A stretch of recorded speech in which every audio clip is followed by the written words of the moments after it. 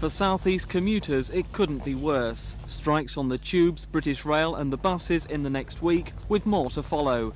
The NUR were the first to announce the date of their underground and rail strike over pay and working conditions, a 24-hour stoppage next Wednesday.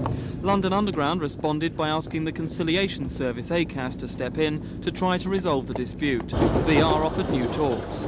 Next came news that tube drivers demanding an extra £64 a week for operating trains without guards are to hold their 6th unofficial strike on Friday, despite their own union holding a ballot for official action.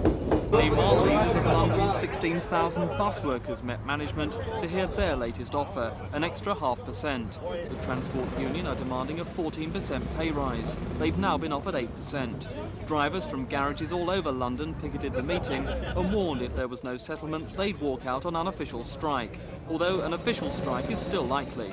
Their idea of a substantial increase is 0.5% or 1%.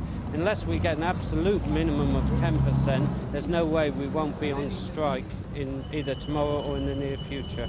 And that's how you all feel? Yes. Well, look at this. That's for a 39-hour week, a flat week, with some extra money on top for a holiday allowance of £8. That's £112. People can't live on that. A lot of people have got families on the buses. There's no way I can live on that, and I'm a single man. Meanwhile, the NUR was itself plunged into industrial chaos today when its entire headquarters staff walked out on strike in their own dispute over an 8% pay offer. Inflation, as I said, is ahead of 8%. We've got the possibility of interest rates going up to 16%.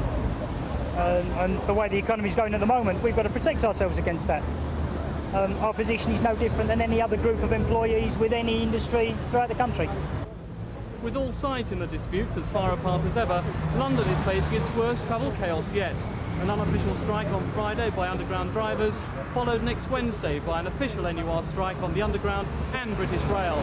And with London buses drivers also threatening a strike, it all adds up to chaos for commuters. This is Mike Pearce at the NUR for Thames News.